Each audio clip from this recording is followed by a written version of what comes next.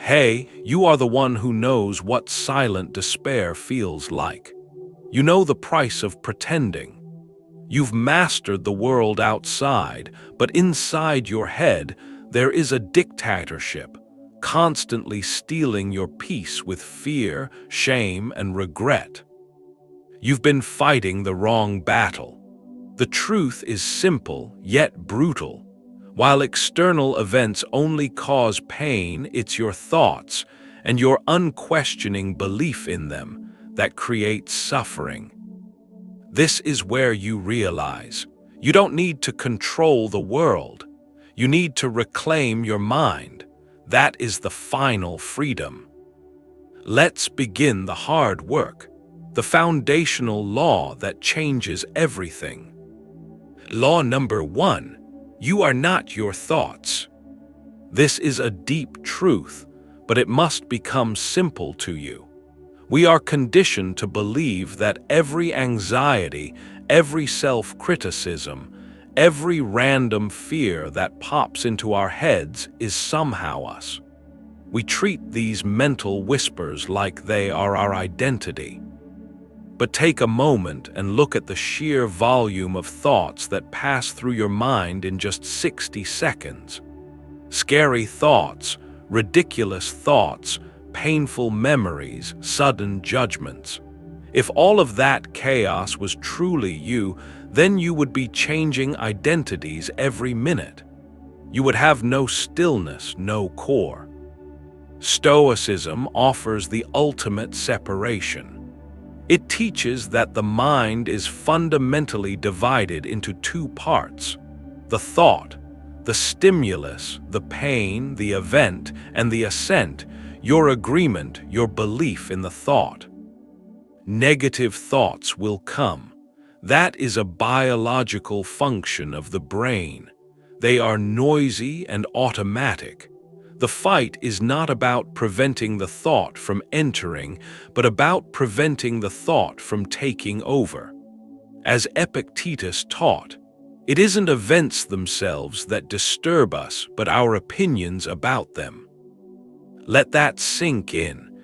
Even if a brutal thought enters your mind, I failed, I'm worthless, I am unlovable, that thought is just noise.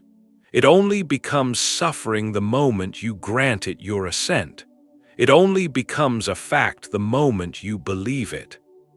Think of your mind like a crowded bus station. Thoughts are the passengers passing through. Just because a passenger is yelling or holding a sign that says, "You are a failure," doesn't mean you have to buy a ticket and travel with them. You are the station manager. You decide who stays and who simply passes by. The moment you realize you are the observer, not the passenger, everything shifts. You create space between yourself and the noise, and in that space lies your power. The most vital tool to build this space is what Stoics call assent management. This is how you practice it, starting today. When a negative thought arises, do not argue with it. Arguing gives it energy. Instead, label the thought. Do not say, "I am a failure." Say, "I am having a thought that I failed." Do not say, "They hate me." Say, "I am observing the thought that they might not like me." This is not a trick. This is a profound shift in language that shifts your reality. By placing the word "thought" in front of the judgment, you immediately detach. You step back from being the victim of the judgment and become the analytical observer of it. Your thoughts are not facts. They are mere suggestions. They are suggestions based on fear, on past trauma, on exhaustion. They are not commands you must obey. They are not truths you must embrace. Remember this: you are not the storm. You are the calm, vast sky. The thoughts are merely clouds passing through. Some are dark, some are light, but they all move. The sky remains unchanged, untroubled, and whole. Your negative thoughts are clouds. Let them float. Do not invite them to stay. Do not give them your power. You are the sky. That is your core truth. The immediate instinct when a negative thought appears, "I am not good enough," is to fight it, to push it away, to tell yourself, "Don't think that, I have to be positive." Here is where modern science validates ancient Stoicism. When you try to forcibly push a thought out of your head, you are engaging in suppression. You think you're defeating the enemy, but you're actually strengthening it. Imagine you are pushing against a spring. The harder you push, the more tension you create and the more energy you drain. Your mind doesn't delete the thought, it just moves it to a guarded holding cell, the working memory. You are exhausting your mental bandwidth just to keep the thought invisible. Psychologists call this the white bear effect. Try it now. For the next 60 seconds, whatever you do, do not think of a white bear. What happened? You thought of a white bear, probably multiple times. The effort to not think about it made it the central focus of your attention. This is the brutal irony of suppression. This is the hidden cost of denial, your energy. Every suppressed thought, every emotion you refuse to label, every reality you refuse to look at, steals capacity from your ability to focus, plan, and act. You are leaking power. Stoicism, through the practice of observation and labeling, offers the definitive solution. The goal is not to eradicate the thought. That's impossible. The goal is mental neutrality. The Stoic practice of labeling, "I am having a thought that I am a failure," is the neurological equivalent of simply saying, "Oh, there's the white bear." You acknowledge the presence of the thought, you name its content, but you deny it your active engagement. You shift it from the emotional center of your brain to the analytical frontal cortex. This is not weakness. This is a profound scientific principle, the conservation of mental energy. You stop wasting power fighting an internal shadow. Instead, you conserve that strength for external action, for genuine growth, for choosing your next deliberate move. Remember, the moment you name the cloud, you realize it is not the sky. Stop the exhausting warfare of suppression. Start the simple, powerful act of observation. We've learned to manage the thoughts that come from within. Now, we must face the world outside. Law number 2, stop arguing with reality. This is the most difficult and the most brutal truth in Stoicism, but accepting it is the key to all lasting peace. You are not suffering because something bad happened. You are suffering because your mind keeps screaming, "This shouldn't have happened." A betrayal, a sudden loss, a missed opportunity, a global crisis. We tell ourselves that the script of life went wrong. That resistance, that mental fighting with what already is the source of all chronic torment. Think about this. You are wasting precious mental energy trying to rewrite the past, trying to undo a moment that is already sealed in time. The event is over. The pain is guaranteed, but the suffering is what you add on top of it. And that suffering is the sound of your mind arguing with reality. The Stoics had a beautiful, terrible phrase for this, Amor Fati, love of fate.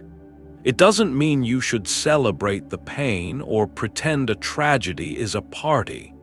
It means you look at the event, the breakup, the market crash, the failed interview, and you say, "It happened, so be it." Epictetus taught us, do not seek to have events happen as you want them to, but instead want them to happen as they do happen, and your life will go well. This is not passive surrender. This is active acceptance. Picture the difference. A tree stands in a hurricane. It doesn't cry out, "Why me? I shouldn't be bent like this." It simply accepts the force of the wind, anchors deeper, and decides its next move. It bends, but it does not break because it does not argue with the storm. We waste years on the if-only trap. If only I hadn't said that. If only they hadn't left me. If only I took that chance. None of those thoughts change the event. They just keep the original wound infected. They keep the past alive and draining the life out of your present moment. Here is the immediate tool. The next time your mind begins the cycle of wishing the past was different, catch the thought. Say the single, powerful phrase, "But it did, so now what?" That phrase instantly flips your power switch. You move from the position of a passive victim watching the replay to the position of the author deciding the next chapter. You stop being chained to the past and start orienting toward the future. Peace is not the absence of trouble. Peace is the choice to accept what is and still commit to moving forward. Drop the argument, embrace the reality. We just established that the core of suffering is arguing with reality. But this brings up a hard question that stops many people cold. The logical mind immediately protests. If I simply accept reality, doesn't that mean I should stop fighting? Doesn't accepting failure mean I surrender my ambition? This is a dangerous misunderstanding of Stoicism, and one that poisons discipline. Acceptance is not surrender, it is fuel. Let's be precise with the language here. Stoicism does not teach you to accept yourself as fundamentally flawed or unworthy. It teaches you to accept the objective result of your actions that have already occurred as a piece of data. Think of yourself as an engineer. The bridge you built collapsed. The negative mind says, "I am a worthless engineer. I always fail." The Stoic mind says, "The bridge failed. That is a fact. Why did the materials break? What data can I extract from this collapse?" The difference is everything. Acceptance of the failure is the moment of quiet learning. Giving up is the choice of the subsequent action. Let's take a common, relatable struggle. Maybe you committed to a diet, a clean eating ritual, a disciplined routine, but you broke it. You slipped up. You had junk food. The inner critic instantly screams, "You're a failure. You're weak. You should just quit now because you're completely undisciplined." The Stoic practice demands you intercept that internal noise. Intercept it immediately. You say, "Stop. Here is the objective reality. I ate junk food." The event is sealed in the past. You accept the event. You do not spend another second on self-flagellation or regret. You accept the data point. Now you use that energy you saved from arguing with the past, and you apply it to the present. You ask, "So, what is the next virtuous action?" You don't wait for Monday. You don't quit the whole week. You simply choose the next right thing. I will prepare a healthy meal right now. I will go for my walk right now. Acceptance is not a sofa for complacency. It is a checkpoint. You analyze the loss, you learn from the misstep, and you move forward unburdened by the weight of self-pity or regret. You are not meant to wallow in the mud of your mistakes. You are meant to use that mud as firm ground to push off from.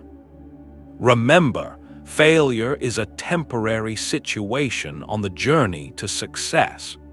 The true failure is refusing to learn from it. Picture this scenario. You've been wronged. You were betrayed by a friend, misled by a partner, or cheated by a business colleague. You accepted the event, you stopped arguing with the past. But one source of pain remains. The person responsible never apologized. They showed no remorse, and the cosmic scales of justice feel completely unbalanced.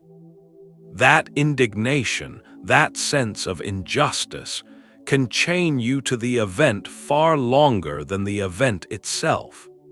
You are waiting for external validation, for the offender to admit fault, to finally grant you permission to heal. But Stoicism asks the hard question: why are you giving the source of your pain the key to your freedom? If you wait for an apology that may never come, you are allowing the offender to continue controlling your emotional state indefinitely. They hurt you once with the action, and you allow them to hurt you every day by waiting for the word. That is a second, self-imposed prison. Seneca, who understood the chaos of human nature, gave us the blueprint. The greatest part of our lives is spent in doing wrong, a considerable part in doing nothing, and the whole of it in doing what is not to the purpose. Do not let your life be spent doing what is not to the purpose, waiting for justice you cannot control. Think of yourself as a building that survived an earthquake. The damage is done. Your only control now lies in the rebuilding. The person who caused the crack does not get a say in the new design. The unique, powerful form of justice in Stoicism is this: your reconstruction is the ultimate rebuttal. When you choose to become stronger, wiser, and more anchored than you were before the betrayal, you deny the perpetrator the satisfaction of having broken you. Your healing is not for them. It is an act of self-sovereignty. It is the most beautiful, most brutal form of revenge. You took your power back, and you grew beyond their ability to hurt you. You recovered your life without their permission. That internal recovery, that self-mastery, is the only justice you truly control, and it is final. Release the demand for the apology and reclaim your peace. Law number 3.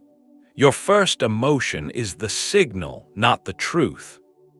Most people operate under a fatal assumption that the first feeling they experience is the final word, the truth of the situation. Anger, fear, jealousy, sadness. These initial blasts are loud, messy, and almost always irrational. If you obey your first emotion, your life will become a perpetual roller coaster of impulse and regret. Think of emotions like a warning system. When your phone makes a noise, it's a signal that something happened. But you don't run screaming until you look at the screen and read the message. Your first emotion is the noise, the immediate, unfiltered reaction from the primitive part of your brain. It tells you something is wrong. The Stoic practice is the discipline to pause and read the message. Marcus Aurelius, Roman emperor, dealing with betrayal and plague every single day, reminded himself, "The first rule is to keep an untroubled spirit. The second is to look things in the face and know them for what they are." He knew that the initial emotional surge was often misleading. It was not the signal of reality, but the noise of old trauma, tiredness, or poor conditioning. Imagine receiving a short, sharp email from your boss. The first emotion is panic. They hate me. I'm going to be fired. I messed up. If you react on that panic, you might send a frantic, defensive reply that ruins your relationship. But the Stoic pause allows you to observe the signal. I am feeling fear because the tone was abrupt. You then analyze the objective reality.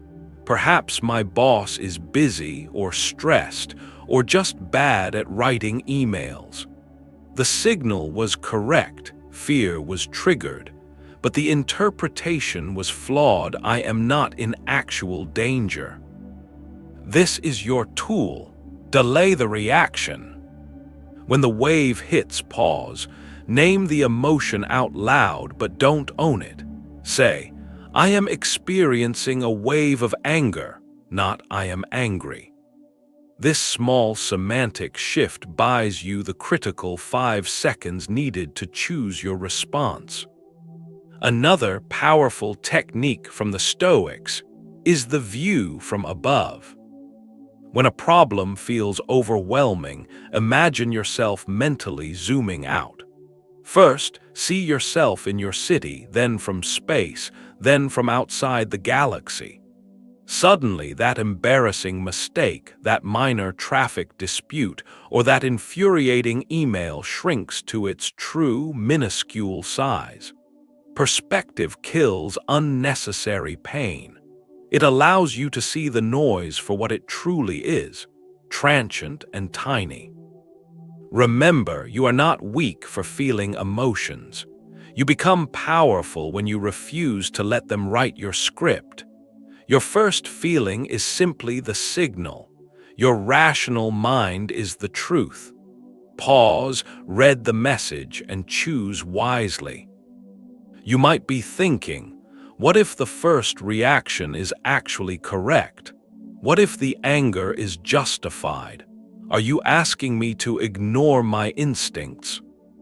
This is the point where Stoicism moves from simple self-help into deep, practical philosophy. No, we are not asking you to ignore your instincts. Your primitive first reaction is often a pure, accurate signal from your operating system. Think about 2 simple scenarios. Scenario 1, you accidentally touch a searing hot stove. Your hand recoils instantly. That pain, that immediate withdrawal, is the intelligence of your survival instinct. It is an accurate signal, danger, retreat. Scenario 2, you witness a blatant act of cruelty or injustice. Your blood boils instantly. That immediate spike of anger is a pure signal from your moral compass. It tells you, a core value has been violated. This is wrong. The signal is correct. The stove is hot. The cruelty is wrong. The Stoic error is not in receiving the signal, but in how we execute the action. In scenario 1, the stove, the action is instant and perfect. You move your hand. In scenario 2, the cruelty, the first action is often impulsive, defensive, or excessive. You scream, you send a destructive email, you spiral into uncontrolled fury. The reaction is disproportionate, distorted by past grudges, fear, and ego. This means your anger, your fear, or your moral outrage is the true signal, but the noise is the uncontrolled response that follows. Your task is not to suppress the signal. Your task is to become the signal analyst. When the powerful emotion hits, you must pause to separate the objective data, the signal. What is the raw, factual information? Example, the market dropped 20%. My colleague was dishonest. The personal interpretation, the noise. What is the story my fear is adding? Example, I will lose everything. My life is ruined. I must scream at him now. You use your rational mind to honor the signal. Yes, this is an unacceptable injustice. But you use your discipline to filter the noise. I will respond with calibrated action, not chaotic emotion. This is true freedom. You don't become a stone, you become a diamond. You are hard, clear, and perfectly focused. You respect the truth of your feelings, but you deny the chaos of your uncontrolled actions. Law number 4. You are the editor of your own story. Most of your chronic pain is not caused by the raw event itself, but by the elaborate, toxic story you tell yourself about that event. A single fact, let's say fact, your boss sent you a 2-word email response, "See me." Your brain, driven by fear and old insecurities, instantly converts this into a story. They hate me. I'm about to be fired. I messed up everything. I'm worthless. The fact is neutral. The story is an emotional explosion. The Stoics understood this deeply. That's why Marcus Aurelius wrote, "If you are pained by any external thing, it is not the thing that disturbs you, but your judgment about it. And this you have the power to revoke at any moment." Let's unpack that revolutionary idea. The rejection doesn't hurt. The silence doesn't hurt. The delay doesn't hurt. What hurts is the meaning, the narrative you layer on top of it, usually built from the weakest parts of your ego. Your brain is a masterful storyteller, wired to fill in the blanks, especially with worst-case scenarios. If you don't take control of the keyboard, your fear will write the script. And fear is a terrible editor. Your job as a Stoic is to become the conscious editor. You must learn to ruthlessly separate the fact from the fiction. Here is your 3-step editing tool. The fact-check raw data. Write down only what happened without adjectives or judgment. Example, my proposal was not accepted. The story check, interpretation. Write down every negative assumption your mind made about the fact. Example, I will never succeed. This proves I am fundamentally incapable. The challenge, revocation. Question the story like a ruthless judge. Is this 100% true? What is the evidence? Have I ever had a rejection that later led to something better? Often, by the time you reach the 3rd step, the story collapses. It had no factual weight. It only felt heavy because you gave it your assent. You realize the power you hold is immense. Bad things happen, that's life. But bad things do not define you. You define the meaning of what happens. Use your mind to heal, not to hurt. Your mind is a storyteller, but you are the editor. And a wise editor does not let false, destructive stories go to print. Rewrite the script, reclaim your narrative, and choose the meaning that serves your peace. Law number 5. Your environment is the food source for your inner dialogue. Let's be brutally honest. You cannot fight the darkness within if you are constantly feeding the darkness around you. Your mind is like a garden. You can pull the weeds of negative thoughts every day, but if you let toxic people plant seeds of doubt, if you let drama spray poison, and if you let chaos clog the soil, your garden will never find stillness. The Stoics knew this was not just about philosophy. It was about discipline in every single area of life. They practiced mental hygiene with the same rigor they applied to virtue. Think about the 3 main sources of mental pollution. 1. Toxic people, the critics. Seneca warned us to associate with people who are likely to improve you. If your circle is dominated by gossip, complaint, and cynicism, your brain begins to mirror that frequency. You start picking up their mindset, their resentment, their lack of ambition, simply because your brain mimics what it hears most often. 2. Toxic content, the triggers. If you spend hours scrolling through social media that triggers insecurity, fuels comparison, or makes you feel angry, your mind becomes addicted to low-vibration thoughts.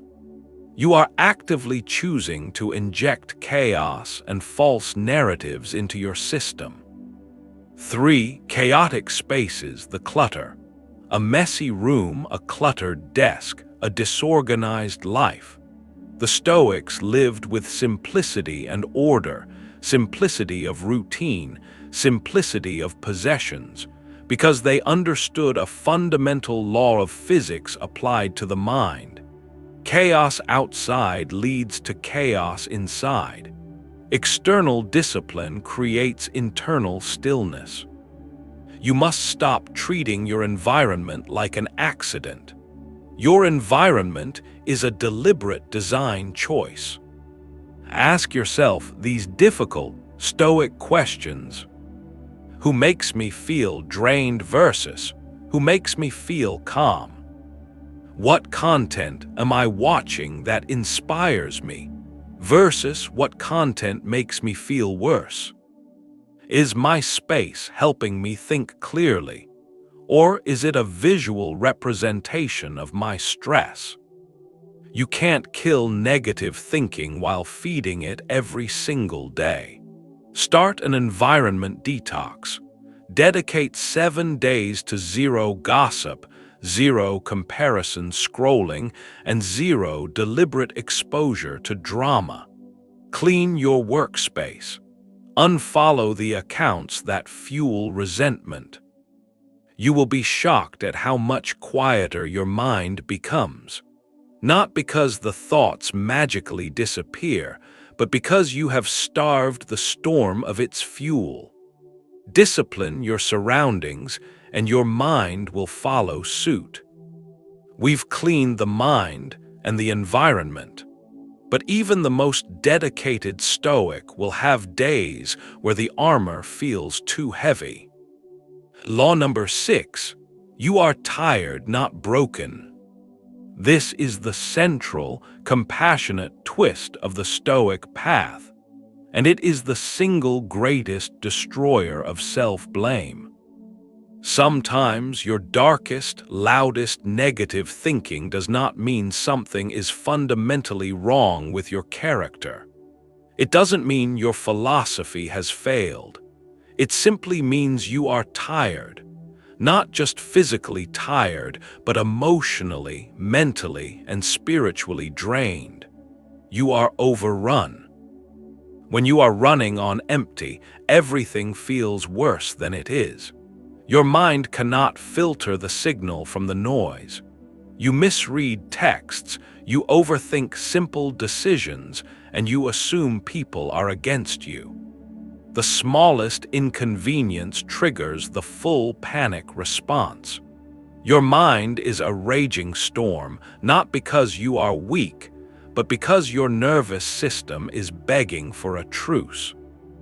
We live in a culture that treats exhaustion like a moral failure. We are told to think our way out of every problem, but you cannot logically analyze your way out of burnout. What you need is not more thought, but recovery. Marcus Aurelius, the philosopher emperor, understood that rest was a form of discipline. He knew that an exhausted ruler makes chaotic decisions. Here is the brutal truth that frees you. You don't need to fix your mind every time. Sometimes you just need to rest your body.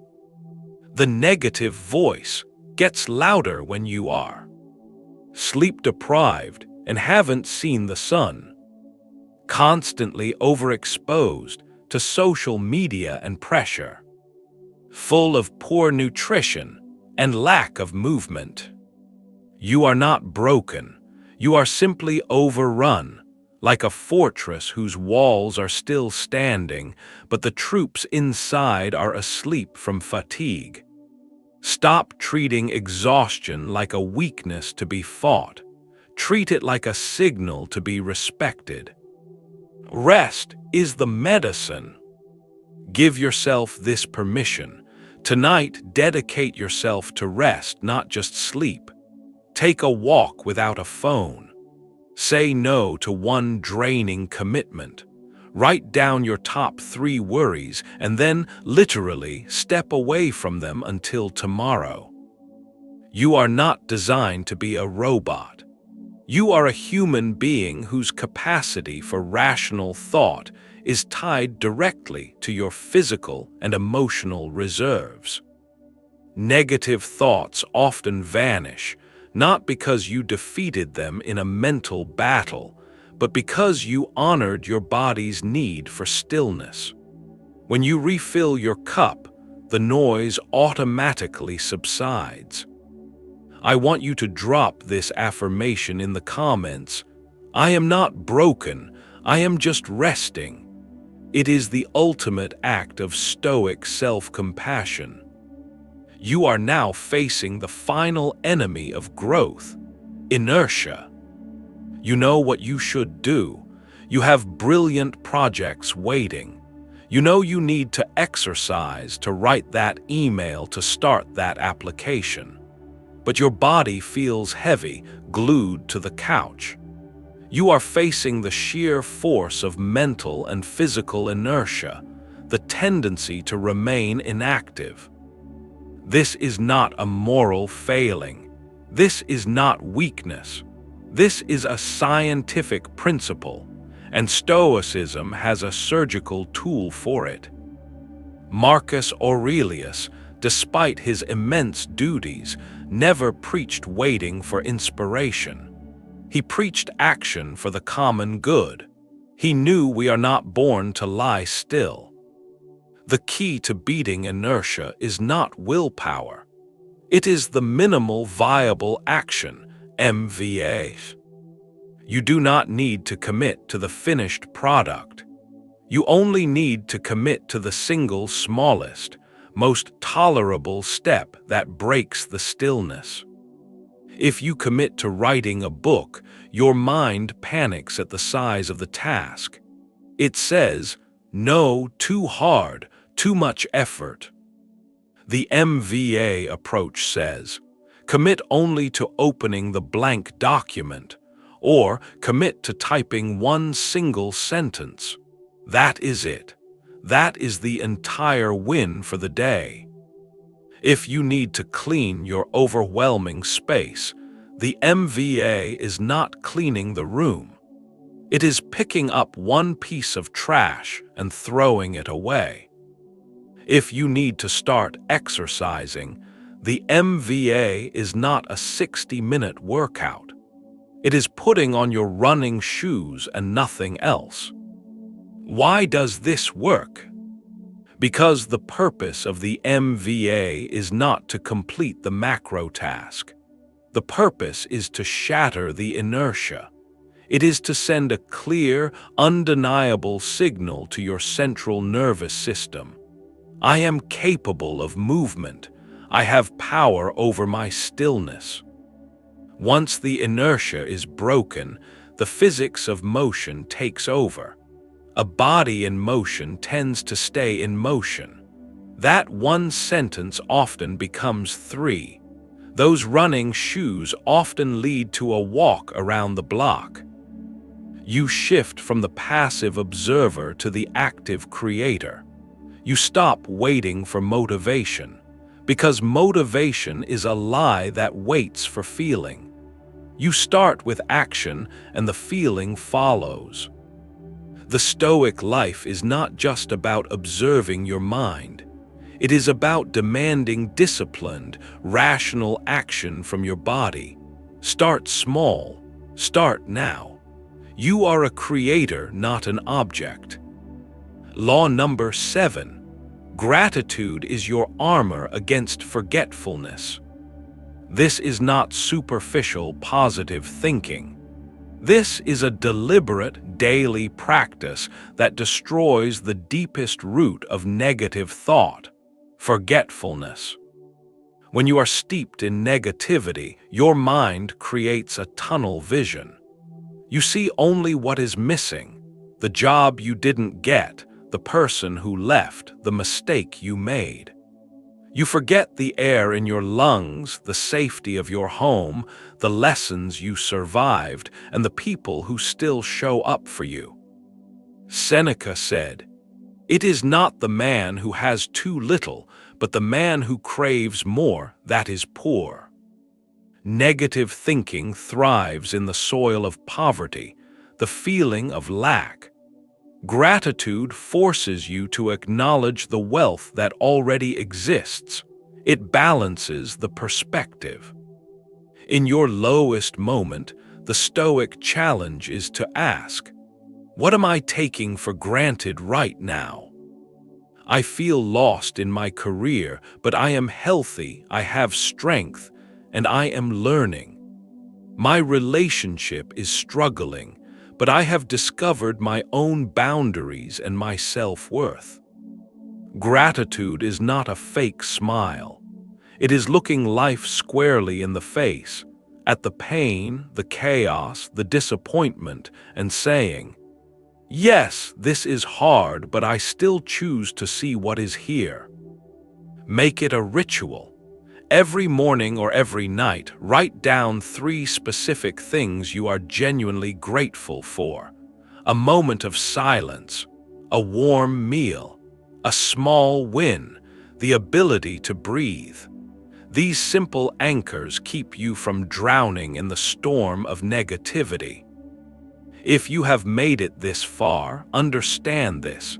You have already started the journey to emotional freedom. Awareness is the first cut. Let's review the final 7 laws you now possess. You are not your thoughts. You are the quiet sky. You accept reality. You refuse to argue with the past. Your first emotion is the signal, not the truth. You pause, analyze, and choose. You are the editor of your story. You control the narrative, not the event. You detox your environment. Chaos outside leads to chaos inside.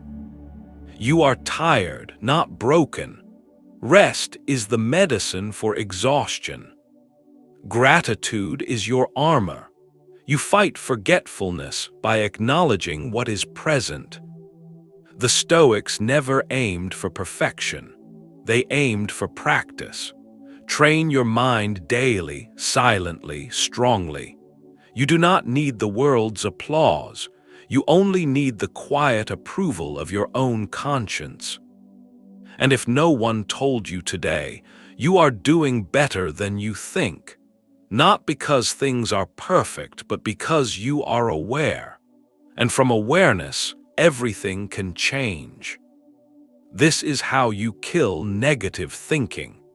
Not with force, but with daily clarity, inner silence, and the unwavering power of your choice. If this video brought you clarity or peace, please like it to help the message reach other silent fighters. Comment your favorite law or realization below. Final affirmation for the comments. Say it with commitment. My mind is my strongest weapon.